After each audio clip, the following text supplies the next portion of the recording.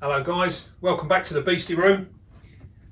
We've got a new addition to the room, and that is a Pterinopelma sazimai. And we've got an adult female here, and we've also got a mature male as well. Now we've got them both together, and we've not had these before, but these guys, in order to breed them, we need to drop them down in temperature. But we'll cover that in a minute. So what we're going to do, we're going to set up an enclosure for her. Now these have quite a mixed type of habitat from where they come from. They come from Brazil, and they come at quite high altitude. Now, for 3 months of the year, it's really, really dry. For the rest of the year, it's pretty wet.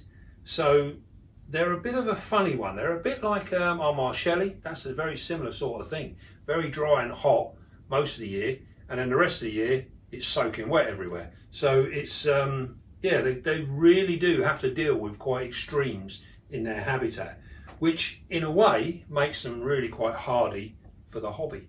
So what we're going to do, we're going to put her in this 30 by 30 by 30. We're going to make it, because of the fact that part of their year is pretty wet, we're going to put her in a bioactive system. I'll put a little bit more in there, I think.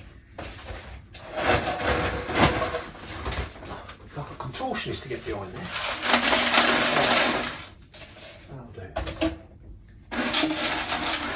Yes, so we're going to make it into like a bioactive system, and this way we can flood her out when needs be, and then we can dry it right out as well. So we put our membrane in. I'm going to put in some just our normal potting compost. Now these being a terrestrial spider, they are an opportunistic burrower. So they don't need a huge amount, but they will burrow given the opportunity. So I'll throw a little bit more in.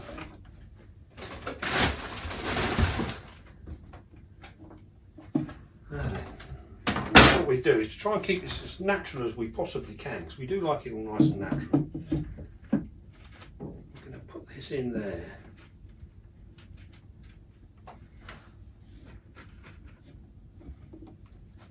We can cover that up.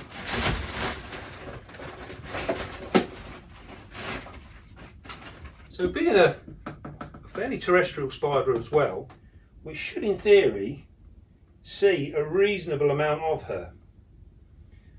Actually, what we might try and do is make a bit of use of that. We've got a few plants and bits and pieces. Right. What we're going to do is we've got this. This is just a vine. I'm thinking maybe you can get that in there.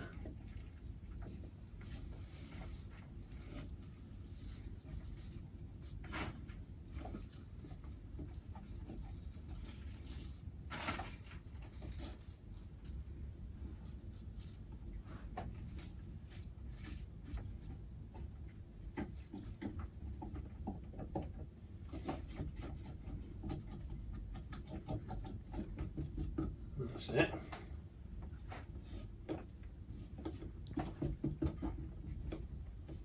I'm hoping it's not going to be too much in the way of webbing. I'll just tidy this up a little bit.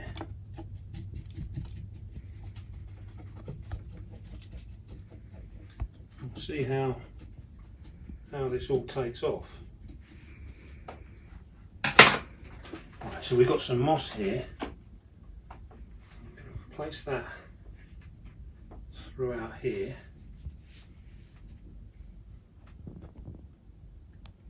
We'll see how it goes. So we're going to throw some Beastie substrate on here as well.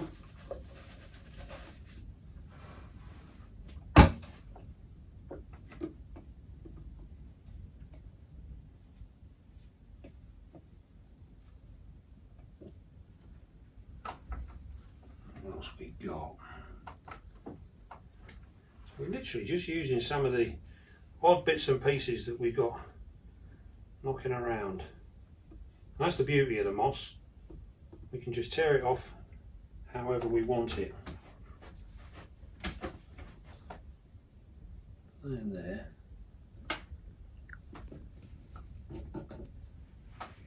Right. I'm going to use a little bit more.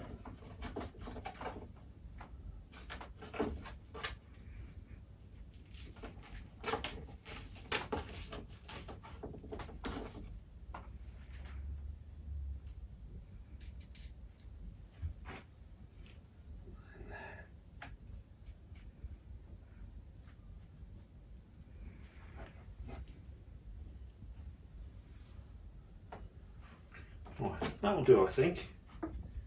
I'll leave that like so. What a water bowl. Place that there.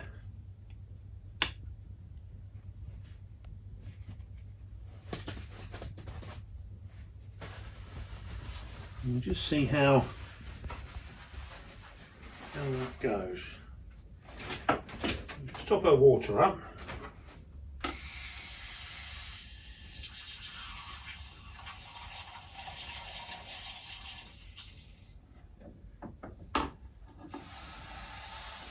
Water down in for our plant. Always good to water your plants in when they've first been moved. Now then, we've had her in here temporarily. As you can see there, she has just disappeared behind her piece of wood. Now these are a New World spider. And they do possess urticating hairs, and as you can see, she's a lovely blue colour. These really are quite a pretty spider, depending on which way the light catches them. And as you can see there, she's standing in a defensive posture, so she's just warning us at the moment. She's got her legs up, she's ready for action. That being said, these aren't particularly bad spiders, and in terms of sort of keeper levels, these are like what we would class as an intermediate spider, so they shouldn't give us too much trouble. But being an old New World, they do possess urticating hairs, and as you can see, this one, she's got a lovely clean bum, but should she feel really threatened, she will give up with the threat posture and she will flick hairs. So we're going to try and avoid that if we can. Now unfortunately there's no other way of getting her from there to there without really putting her in a catch cup. I would prefer to move her, but I think we're not going to be able to. It's too much of a drop to try and walk her in. So what we're going to do, we're going to use our pot. I'm going to just come down nice and gently. You see, if you go nice and quiet, it's not too bad. And there she is there.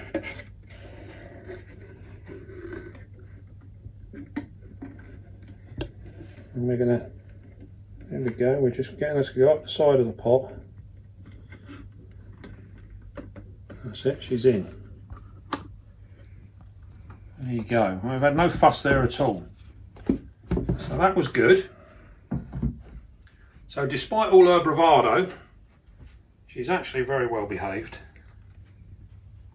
So we're now going to put her back down in here.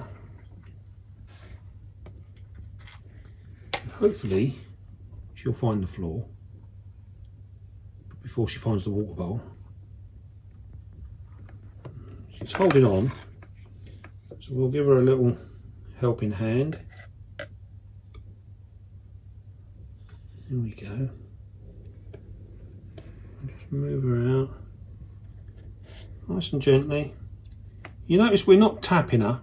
We're in constant contact with her leg there. If you continue to tap your spider, then it will act in a defensive manner. once you actually make contact with your spider, if you maintain that contact, they don't see it as a constant threat. So they don't react to it in such a defensive way. She is very, very pretty. Look at the colouring.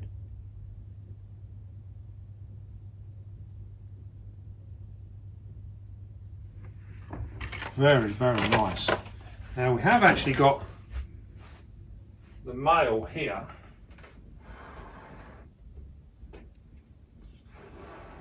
And this female hasn't long molted out. So we have a possibility that we can actually cool these guys down. Now where they come from, their temperatures, they don't really get much higher than the high 70s, 80 at a push really, for much of the year. So it's about 3 months of the year they drop right the way down to about 65, and with a high temperature of around about 68, 69, and then in the summertime it goes higher. So for a good portion of the year they're sitting around about the mid 70s to high 70s. Now we are in a position with these guys that we could actually drop the temperatures in with these, both of these, for the next 2 months, and we should, in theory, fingers crossed, be in a position to try and pair them up. Now unfortunately our male here is sitting on the lid. I don't know if we can get him to come down.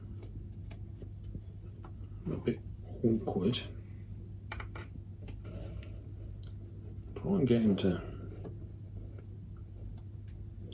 go back down the glass the way you came. There you go. You notice he wasn't getting hung up on that mesh. There you go. The reason we're trying to get him down so we can show you is because the colouring on him is quite incredible. Now you can see with his abdomen there, he has actually flicked a bit of hair, and this is not uncommon for the mature males. They can be a little bit more jumpy. You know, they're constantly looking for a female, so they're constantly ready for any kind of grief that they might find on their encounters. But yes, a truly very pretty spider. So going forward, the plan will be now we will allow our female to settle in for a week or so. She's already in really good condition weight wise, so we'll allow her to settle in for a week, make her home, and then we're going to cool her down. We'll cool him down as well, because the males we need to keep a little bit cooler anyway. We'll drop them down, and then hopefully 6 to 8 weeks we'll gradually bring them up, we'll make them a little bit wetter, and then we'll see where we are, we'll see where we go.